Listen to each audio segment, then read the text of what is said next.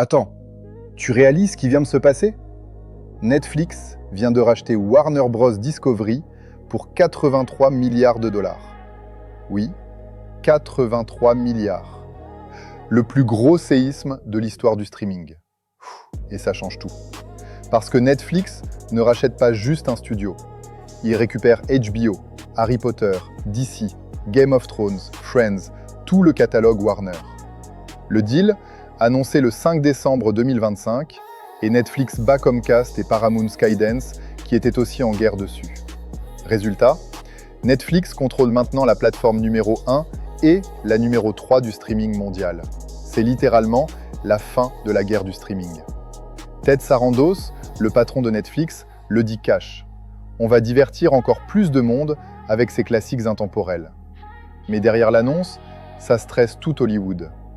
Est-ce que les abonnements Netflix vont grimper? Est-ce que HBO Max va disparaître dans une seule app géante? Est-ce que Netflix va pousser Warner à sortir moins de films en salle pour tout balancer en streaming? Il y a même un collectif qui a prévenu le Congrès. Cette fusion, c'est la corde au cou des cinémas.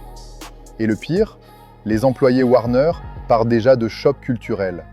Car Netflix, c'est pas une entreprise, c'est une machine.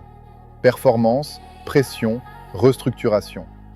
Et chaque fusion vient avec un mot qui fait trembler tout le monde, licenciement. Pourtant, pour Netflix, c'est le coup du siècle. Ils récupèrent un siècle d'histoire, les plus grosses licences mondiales et un studio capable de produire pour eux et pour leurs concurrents. Une première dans leur histoire. Mais attention, la fusion ne sera finalisée qu'en 2026, après la séparation de Discovery Global. Donc HBO, Warner Bros. Et leurs films continuent comme avant, pour l'instant. Alors maintenant, la vraie question. Est-ce que c'est une révolution géniale pour nous, les spectateurs, ou la mort du cinéma traditionnel au profit d'un géant imbattable? Tu veux que HBO fusionne avec Netflix, ou tu trouves ça flippant?